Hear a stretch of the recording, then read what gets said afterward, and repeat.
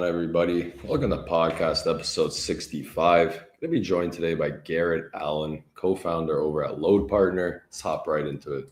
What's going on, man? Hey, man. Thanks for having me on. Yeah, thanks for joining me on this Friday, bro.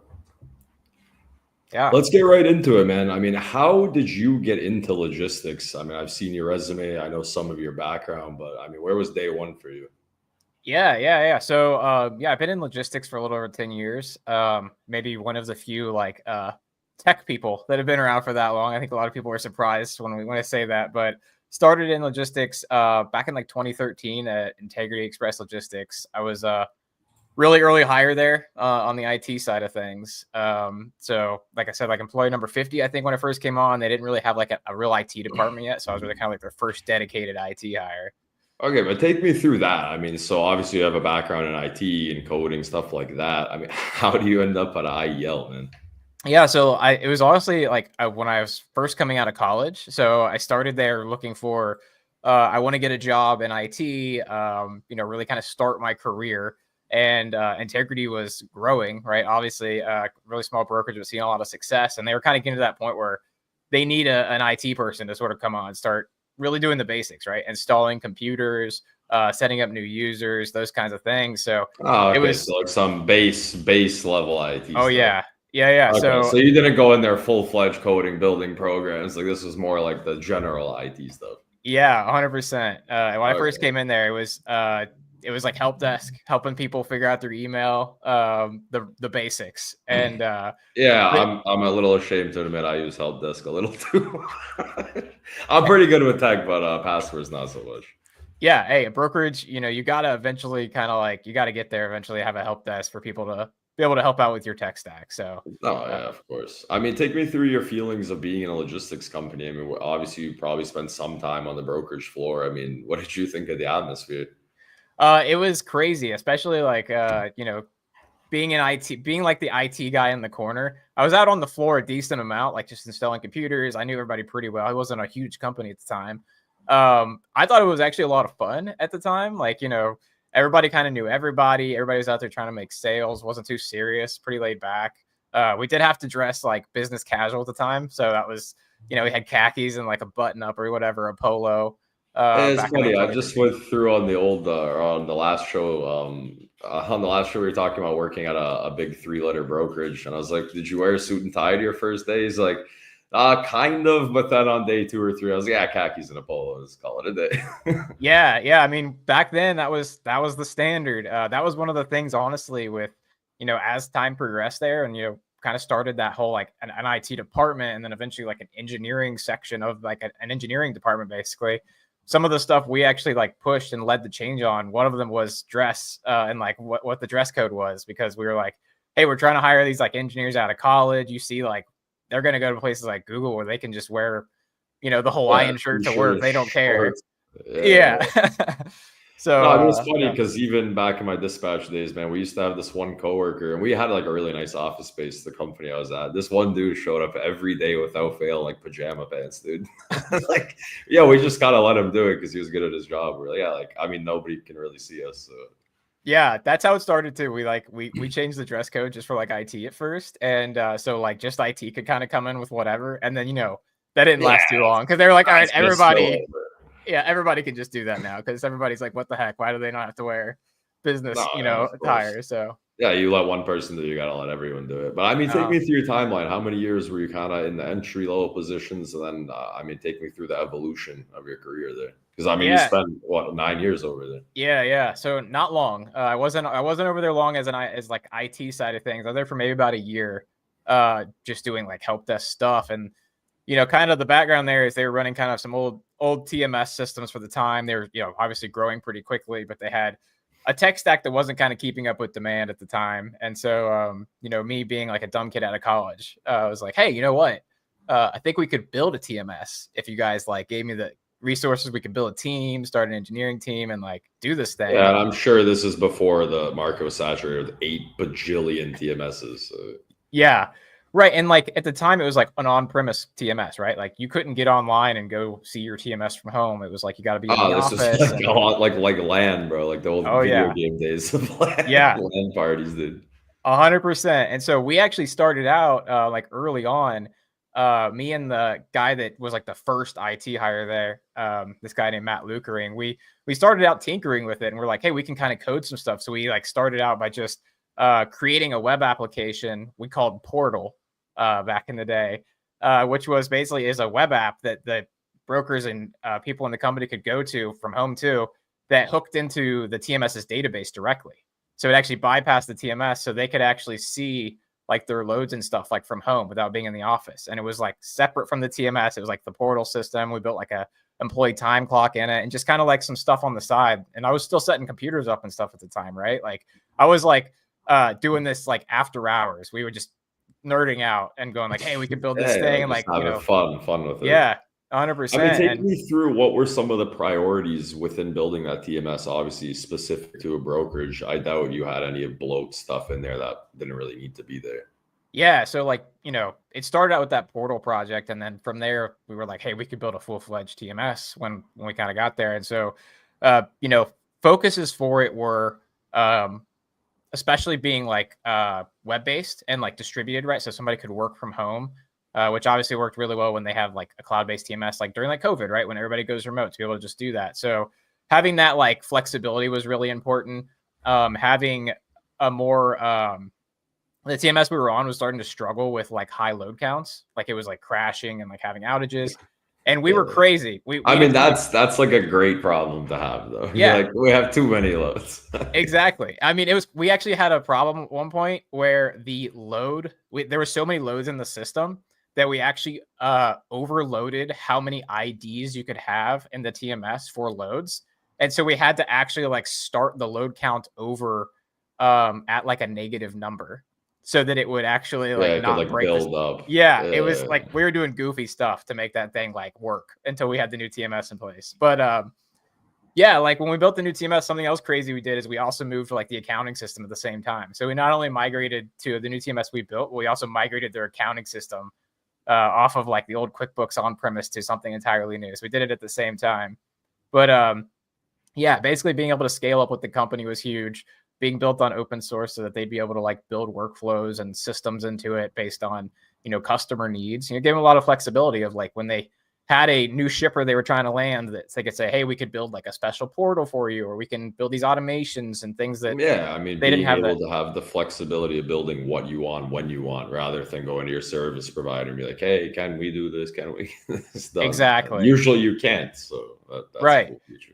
And that was a big advantage for them, you know, as they were scaling up over those years, especially where it was like really rapid growth, to be able to say like, if you wanted some new workflow or some broker came on that needed something special, you didn't have to go to like a TMS provider and ask them, hey, can we get this on the roadmap, or like how can we support this? That they had an in-house dev team that was like, hey, we can build this over the next week or two. Like we were truly like the engineering department inside of IEL early days it was a startup within that company, and we moved Yeah, that's really what I was about to fast. And say. I mean, obviously, you said you were like, in the very early stages of getting hired, but obviously, you guys progressed, and like that's like its own company within yeah, the company for sure.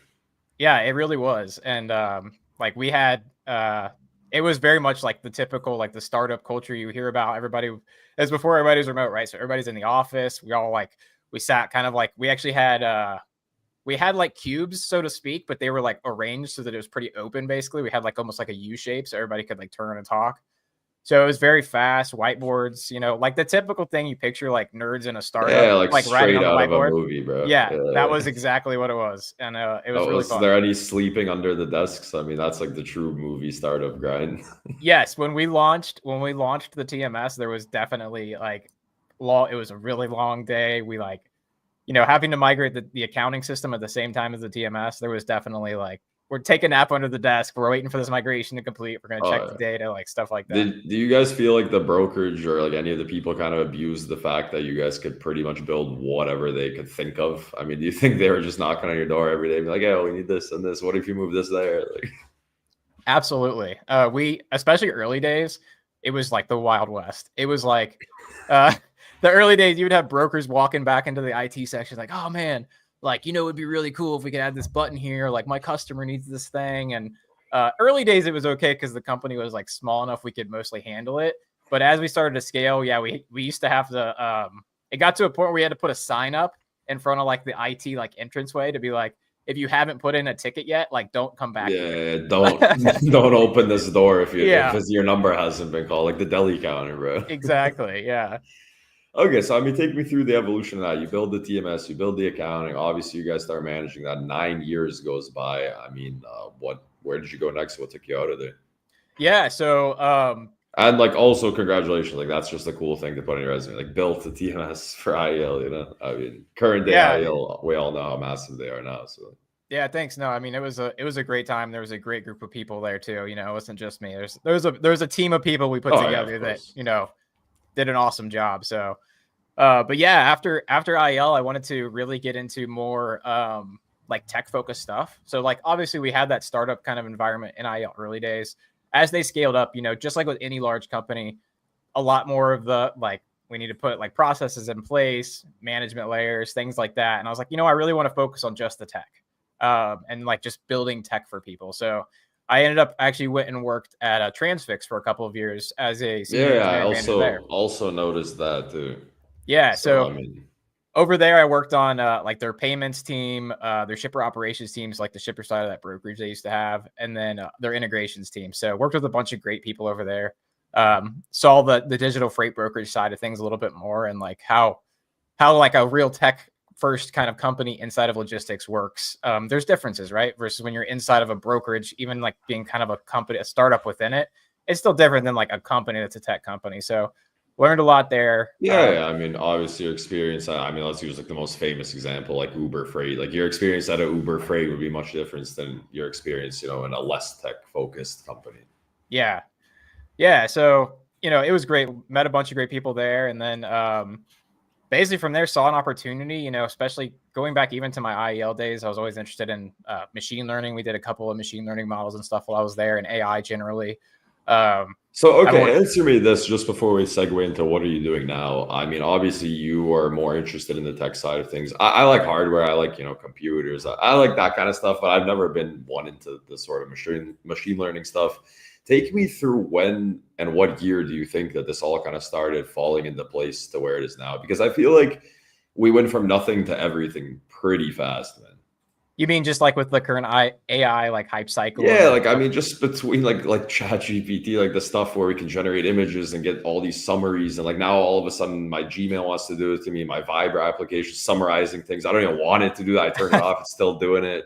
But like I mean, I feel like we just like if you think about like 2015, 2016, 2020, like I feel like none of this stuff was really at the forefront. I mean, when do you feel like AI started kind of appearing to the masses?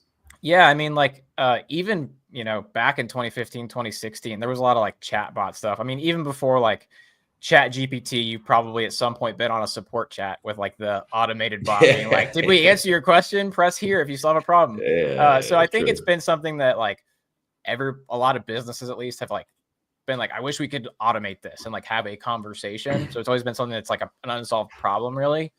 Machine learning, I think GPT-3 was really the big breakthrough from OpenAI and like the transformer models to where they could really start having like these fluid natural conversations and like kind of real time with you. And I think once that kind of happened, what was that, like 2023, 20, no, 22, I guess, Yeah, 21, see, somewhere in there. that's what I'm saying. So, like, like I just wanted to know your opinion because I feel like it took, yeah, like 22 sounds fair. That's when things started kind of happening. But like prior to 2022, that's like I feel like that was like the infant stages, right? Like, yeah, you had those support chats, but like you didn't use them. Yeah. And there's so like, uh, there's only like so many paths they could pick, right? Like you could be like Yeah, it's A, like B, C. Skyrim or Oblivion, man. Like you Yeah. have like these two text choices. Yep, That's so good. exactly. Oh, speaking of, I'm so excited for the future of those kinds of games. Like, think about how cool it's going to Oh be when yeah. you can have like a Skyrim kind of a game where you can just like have a conversation and the story changes. Like, Oh, dude. Like, so I'm really skeptical of a lot of the negative things that are going to happen with AI. But like that, as a video game player, like that was the thing. I was like, man, imagine World of Warcraft or like Skyrim or like any newer games coming out where like all the text is going to be, or like all the conversations can be endless possibilities now. yeah, it's going to be really cool. I think, 5 to Okay, 10 years. but back on track. So take me through what are you doing now, and take me through kind of the load partner stuff. Yeah, yeah. So, basically 2024, we focused a lot on AI and, AI voice calls, AI agents for freight, automating track and trace, especially being able to do calls and receive calls from drivers, texts, really just automating that whole piece and being able to plug it in. And so we saw a decent amount of success with that, a lot of interest. I'm sure you've heard of AI and freight at this point. I think everybody pretty much has. Some of the stuff we learned out of 2024 is there's a lot of limitations in especially like TMS providers or even just generally vendors and like how the freight tech space works, which is a lot of times if you want to like integrate something like AI, it comes down to does your provider kind of want to play ball? Do they want to do that integration? Are they going to wait? When can they get it on the roadmap? There's a lot of problems with brokerages that are paying thousands, millions of dollars for a TMS that they want to now add AI or some new vendor, then they don't have the ability to do that, even though they're spending all that Yeah, money. man. Honestly, so that was something. So I've been a carrier most of my career, and so these are things I never really thought about. Man, my eyes started to water when I heard some of the prices for some of the services, man, on the broker side of things. I was like, wow, dude. Yeah. So, And it's like business critical, right? Like you especially like a TMS. Like if you're a brokerage and you're bringing on a TMS, like it has to really fit with what you're doing with your business, or you have to change your business to match how it works. It's critical. And to spend a lot of money on a TMS, like most people do, and not have the flexibility to like adapt over time, and it's sort of like on your vendor to keep up, that's like high risk. And so, going into 2025, we were looking at like, well, what are we doing? What are we doing that's going to help this industry? What are we doing that's going to like really make an impact? And throughout 2024, people asked us to build a TMS many times. Obviously, we've done it a few times, been in that space, and we were like, we're not going to do it unless we can understand like why we should build another TMS, right? Like you mentioned earlier, like there's 100 TMSs out there. Yeah, there's so many. like a billion, dude. Yeah. So I'm kind of happy that you pivoted and be like, I've already done this. Like, I don't need to do this. Let me try something else. And I like the fact, honestly, hearing your story, because obviously you were within two like highly respected companies. And then to see you say like, I love freight, I'm going to keep doing it. And like, because you could have done this whole like chatbot thing or like, like AI calls for anything, any industry, but you're like, nah, this is what I know. I'm going to stick in logistics. Yeah. I love logistics. It sounds goofy. Like I said earlier, like I'm like one of the few like tech people that I feel like that's been around like long term. But I just a lot of people just come in and out like in the tech space. Not to say that there isn't people that are long term, but I mean most tech people dip their toes, realize it's not for them. I mean that's like most people in any sector of logistics. Like it's just not for everybody for sure. Yeah, I just love the problem space and like the people. Like I really love that we have like you've got shippers, you've got warehouse people working in a warehouse, you've got truck drivers on the road, you've got brokers sitting in an office. Like you've got like everybody. You even got the guys in ships, man, dock workers, you got air freight. Like I mean logistics, every time you think you know logistics, like there's so many things you don't know. Exactly.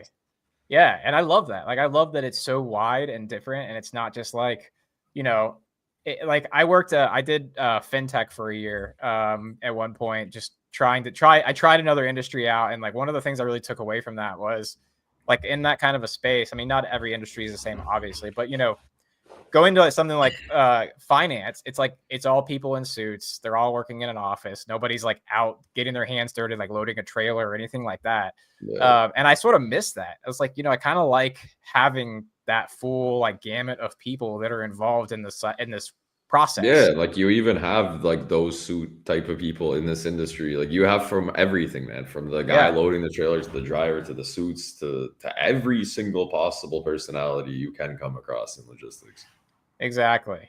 So yeah, so it's really, I mean, that's definitely like the big draw for me and why I've stuck around. And same. I mean, I used to be like a tradesman. I worked with my hands, and then I came in here and I was like, wow, an office job, that's literally the same as being a plumber. Like that's what sold me on logistics as well. Yeah. But yeah, so looking forward into 2025. So, like I said, we got asked to build a TMS tons of times over 2024. So going into 2025, we're like, okay, well, if we do build a TMS, how are we going to do it? And we set it on like, let's build an open source TMS. Let's build one that we can build in public, that people can like watch us live stream the code, like watch us build it in real time and see how it's done. And let's make it open source. So, the next brokerage, it's like, hey, in an IL situation, we're trying to scale up. Maybe we want to hire devs. Like, what TMS do we buy? We don't want to do like a rev share with our TMS provider or be like at their mercy of what they integrate. Hey, we've done this a few times. Let's build a TMS that company can go and just start using. and like really benefit, and kind of give that away and show people how it's done and change like the perspective on like what is a TMS. And it's not just that off the shelf software you're paying for, but it's truly a Yeah. part of your business and you can sort of take it with you. Yeah, I think it's cool because for a lot of people in logistics, I'm sure many people aren't really too into the stuff we're talking about right now, open source code and like these live streams. And I mean, somehow, like I told you pre-show, somehow I am involved in those things. I like, at least I like to watch the documentaries. I like to pretend I know what's going on. But building open source stuff, especially live streaming it and just letting people participate and letting people kind of help out with the project. I mean, that's a sense of community in the coding world. And for you guys, I mean, you guys love open source projects. People are coming in and out and contributing. I mean, that's like a really big community that people might not really know about in our industry, at least. Yeah, totally. And like that's a big part of this too, is it's not just building the TMS and giving it out there, but trying to really foster that like open community of people trying to help each other out and just make it better. Like part of this whole project is not to say like, okay, we have the best TMS that's ever been built and like this is the only one. It's to give you an option and like say like, hey, we have this completely like flexible, extensible TMS that if you want to use our TMS and like you want to use like some other third-party vendor, like you're welcome to do that. It's open source. You're free to do that. We're not going to sit here and gatekeep you on what you can and can't do because we know this is important to your business. You should have that choice. And like that's a different way of thinking about your TMS because normally it's let me get on a call with my customer success person and like see where it's at on the roadmap. Like that's just crazy. Yeah, I'm not. I don't want to throw shade at that. It wasn't a TMS company, but I recently interviewed the guy who you just mentioned. Like that's who you would have called. I interviewed him. It was awesome. Like, I'm not throwing shade at him at all, but that is like exactly what his job was. Yeah, I mean that's how it's been, and I mean it still is today, and like we're trying to change that, and at least those companies will still exist. Like that's not to say there are good TMSs out there. There are especially some that fill certain niches that are like really, really well done and well thought out. But people should have the option, and they shouldn't have to go spend $1 million to hire a dev team to build something that has been built 100 times. They should be able to build off of a foundation. I mean, I want to actually refer you to, there's a friend of mine, I met her in real life, actually. She's kind of in this, it would be an interesting conversation for you too. I think you guys think a lot of the same things. But take me through kind of LoadPartner and like the services you guys are. Like, what's your like the elevator pitch on LoadPartner currently in its current state? Yeah, so right now we have our Dart platform, which is AI communications for freight. So we still have that and it's still maintained. We're still adding features to it, have customers on it, and that is what we worked on mostly in 2024. So it is if you want to make AI phone calls, SMS, automations, location links, we have a pay-as-you-go platform. You can go on there and basically, as easy as possible, either work directly through our UI to send those and get the responses or integrate into your TMS and automate those communications. And that people ask us, are you doing AI still in 2025? Like we are. That platform is still around and the new TMS we're working on will have that integration day one. So, if you want to, use AI phone calls and text and everything with the new LoadPartner TMS, like you can use our Dart system. If you want to use another competitor to ours even, you're welcome to. Okay, so I mean, take me through what that looks like for the customer. Like, let's pretend I don't know anything about anything. Like, let's just pretend I don't know a single thing about the situation. I mean, how do I become a customer, and what benefits do I get using the AI services? Yeah, so a lot of the use cases we have are around like chat calls, like track and trace. So basically, with our system, you can automate. So say you want to like have a call out to a driver a couple hours before the pickup just to say, hey, make sure things sound like they look good. Maybe get a pickup number. You're okay. What's your ETA, et cetera, et cetera. You can go in our system or just through the integration, automate that call. It's the AI voice calls you've heard where it sounds very fluid and natural. The AI will have the conversation, ask the questions, share the information, and then it'll send the results back to your system. So it'll say like ETA given, and then it'll have like the date. And so it's all formatted and structured so that on your side, you can programmatically parse it and like put rules around it. So unlike if you just had a phone call and you just have the full transcript, it's hard to like have something automatically make a reaction to that. Right. So we handle a lot of that like nuance around asking the right questions and getting like the answers so that you can. And does it have like a feature, any type of like a red flag feature where like, let's say the driver says, we're having some issues. Does it maybe like pop something to like a human back at the brokerage that says like, hey, maybe you should actually call them?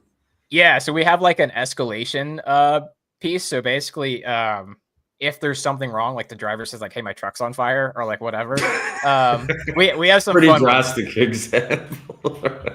We have some really fun ones where we like when we're like testing it, especially we'll like give it some really ridiculous like responses. So that's where that one comes from. It's one of our like ridiculous ones. It's like my truck is on fire, but but yeah, you can have the AI automatically transfer a call to like your ops team. So if you've got like a number where it's like a person's on the other end that you want to, if something's wrong, get us in contact. It'll automatically transfer it. And then also like on the integration side, we can flag that as like something bad's going on. Here's like the note, etc. Yeah, that's super fire. So, okay, take me through the process as a customer. Let's say, I mean, I'll use like my operation, for example. Like if I want to make all these check calls, how do I do that? How do I go about it? Like, do I just say like call all these people at these times? Like, what's the process of actually setting the calls to be made? Yeah. So right now there's two ways. One, we have a UI, so you can go in and like you could manually like do a CSV import and like have it automatically do it through that. So we just schedule them based on the upload. Or we have an API, so we could integrate with whatever your system is, so that you could have like a button in your system to click it to trigger a call or schedule a call. Oh, okay, that's dope. So easy as pie if you can Yeah. API into it. I mean, API is the word where I've learned through this podcast, like that's the best thing. Like, yeah, if you can get an API integration, you want to do that. So yeah, it's got an API. It's all fully documented and everything. So we try to make it as easy as possible. Beautiful. So other than that, I mean, what's the next 6 to 12 months kind of look like at LoadPartner? Obviously, you guys are pretty heavy on the TMS, I would assume.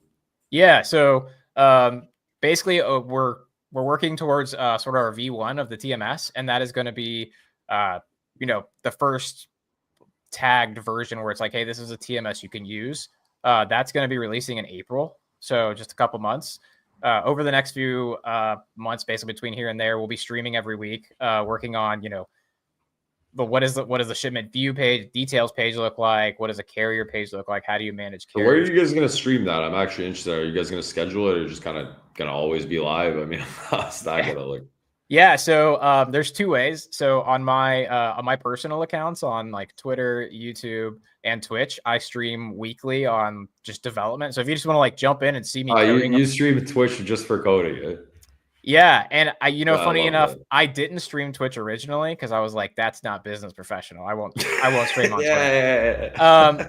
But I get some of the most engagement on there. Like that's where people come and they actually will like ask me questions, we'll have conversations about. So do you play any video games at all, or are you just straight up coding on Twitch? That's it. Like, I pretty much just code on Twitch. I don't really game. I do game once a year. Usually I'll stream in November for a kids charity. I'll stream for like 24 hours and raise money. Is that the speedrunner stuff? No, I know what you're talking about. Games Done Quick. I love I love those guys. Yeah, that's a great one. No, the one I do is called Extra Life, and it's like a children's hospital charity every year. So I've done it for 4 or 5 years now. So yeah, that's dope. Hit me up for that. I'll join you this year, man. Yeah, definitely. I like games. I like helping kids. So I mean, okay, sorry, man. I keep getting no. You're good. You're one of the tech people. I enjoy talking to tech people. Okay, so you guys are going to be streaming on a bunch of platforms. I mean, take me through like what is that going to look like? Like, so participate with you guys and this kind of stuff. Yeah. So, like I said, on my personal stuff, if you want to just watch me coding generally, like over the week, you can jump on there. But we have on the LoadPartner accounts, we have a little bit more structured stuff. So on Wednesdays, we do a project update stream. It's like 1 hour. It's like 1 o'clock Eastern usually. And that's where we'll do stuff. We do LinkedIn, YouTube, and Twitter, and we'll do like a quick 30-minute to 1 hour update. Here's what we did over the last week. Here's what we're doing the next week, kind of like a status update. So that's probably the quickest way if you want to watch a stream or a video. Come see one of the Wednesday ones, or go on YouTube, look up LoadPartner, and find our previous ones are all on there if you're interested to see. No, and then we're going to keep expanding on those, and we're going to be pushing out like smaller, like edited videos soon for like in part this like interesting things from the streams and things like that, and that'll be on our LoadPartner accounts as well. And then we have a newsletter on our website that we are going to be using to basically send updates about the TMS progress. And then if you're a broker or somebody in the space that just wants to get involved, you're interested, you have feedback, you have thoughts about what's a great TMS look like, we have a Discord community you can join to chat, or just shoot me a message on LinkedIn, Twitter, whatever. We have basically like panels of experts that we've gathered to give feedback as we've been building things out, right? I don't know why it sounds so funny when you say the word gathered. Like I started imagining like Lord of the Rings or something Yeah. for no apparent Well, reason. it's funny because I've been trying to come up with like a good name for like our broker one. I think I'm just gonna end up calling it the Broker Roundtable just because I think it's fun. It's a fun Yeah, term for it. just don't call it War Room, man. We had a funny situation, like the Andrew Tate one, man. Somebody named their podcast War Room. I was like, yeah, you didn't know, bro. Like you didn't know. Oh my gosh. But No, okay, yeah. so Load Partner, you guys are just gonna continue plugging along with the vanilla, the OG services, and then just kind of heading into the TMS, and that's pretty much gonna keep you busy this year for sure. Yeah. So, like I said, the first release will be like in April, and we're gonna have. So obviously, there's like the open source version that's free if you're technical, you want to set it up. We're really focusing on making it as easy as possible to set up. So we have even like a one-click deploy button, so you can actually press like 3 buttons and deploy it yourself. So even if you're not super technical, you can set it up. It's very easy. Yeah, I mean, all you guys need to do is the standard tech thing, like just put it on a YouTube video, like how. Yeah, pretty much. Yeah. But we'll also we're gonna have a hosted version that we'll sell. So it'll be like a typical SaaS. It's just like the open source version already set up, where you can just go in, sign up an account, and use it on our domain basically. So we'll have that offering as well. The timeline on that's probably like maybe late April, realistically. And then obviously, if you're technical, you can just set it up all yourself. But if we also offer consulting, so if you want to migrate to it or you want us to build certain things out, that's conversations we can have, and we can help. Yeah, so you're kind of going back to your roots at IEL days, where you're like, hey, if you guys need us to build you something, we're right back at it. We're right here to build it for you. Yeah, because I like the full circle moments for you. Yeah. So we've built. The idea is we're building out 90% of what you need, and now we're into like, okay, what are the specialty things that you want on top of this? Yeah. And we can give away that 90%, and then we're just gonna say, hey, if you want us to build this extra special part for you, we can build it for you and set it up. Shelf for free, enjoy it, and if you need something customizable built for you, then have a conversation. It's a good approach. Exactly. Yeah. All right, man. I mean, let's kind of get more into the fun stuff as we start, kind of wrapping up here. What's your craziest logistics story? I mean, coming from a tech guy, I mean, I don't know what I'm expecting to hear here. But. Yeah, I feel like it's probably disappointing. I don't really have like any great like logistics stories. I mean, you never heard anything in passing, working, through the floor, just walking around. I've heard some like really funny like phone calls probably like here and there from like, hey, can you pull a recording and things like that. I'd say, yeah, I don't know. The worst stories are we usually, I think from the tech side, realistically, like the worst stories we get are like, hey, can you go look up like what happened on this load sometimes? And we are asked to confirm tracking information. You'll see like, I don't know, a load going somewhere in California and you see it like go over the border and then like come back and you're like, nobody noticed that went over the border, huh? Like that just happened, and stuff like that. But I don't think I really have any like funny logistics specific stories, honestly. Well, I mean, okay, then let me rephrase it for you, since obviously you're in the tech space. We'll have to alter the question a little bit. Like, what's your favorite logistics story? Like one of maybe your favorite moments or memories or accomplishments throughout, your time in logistics? I'm probably going to mess this story up, but there was a time way back when we had this guy call in. It was something about like, I think he was going to have to get mailed his check. I think he was a carrier. And what year is this? I don't remember exactly what it was. It was something around like a quick pay that went sideways or something like that. Yeah. But we had this call from this guy calling in, and he was so mad, and he was making this joke about how it's like not 1980 anymore, and like yeah, I was about to make the same joke. So. Yeah. And I remember us in IT, we're trying to build like this TMS and everything, and this guy's calling in saying like, hey, it's not 1980 anymore, so like mail this check to me and everything. And it was like that was like a legendary call recording that went around for a while, just because again, okay, yeah. So this is just like one of the best voicemails you ever got. Yeah. Okay, so in logistics, like as dispatchers, we all did the same things. We had like forced call recordings, and we actually had access to them most of the time. So we would just clip the best. Man, there was some top tier voicemails, man, that used to go around back in the days. Yeah. Being in the IT side of things, we got asked to. We were the people like pulling the recordings most of the time back then. Yeah. So we got to hear, we kind of like were first in line to hear the funny ones a lot of times. Yeah, it's the best. Like when the guy's like, "Hey, pull this call recording with this number," like you just get to listen to like the most funny or like because that's my favorite part in this industry, the voicemails, because the drive is typically a truck driver most of the time. The funniest ones are from truck drivers, and like they're just talking like at the phone, like that. Like I always picture them like alone in their truck talking to the phone. It just makes it funnier to me for some reason. Yeah. No, yeah, and you never knew too, because like half the time they're like, "Can you pull this recording?" And it would actually be like a serious one. It was like, "This is a claim," and like it's from. But then half the time, but you never knew. It was like a roll of the dice. They're just like, "Hey, can you pull this call from like 3 hours ago?" And you're like, "This is either gonna be really funny or very serious." Like, or like the worst possible situation that could like close everything. Yeah. Okay, I never thought about it that way. But all right, man, let's go through some personality things pretty quick here. You into TV shows or movies? I have to start altering this question. I used to ask people, "What's your favorite movie?" But my last podcast goes, "I don't watch movies," so I was like, "All right." Yeah, I mean, I don't watch a ton of TV, honestly. I honestly don't watch a lot of TV or movies. I would say like favorite movie maybe is like The Chronicles of Riddick. Do you remember like the whole like Vin Riddick Diesel, series? bro. Yeah. I used to play those video games actually when I was a little kid.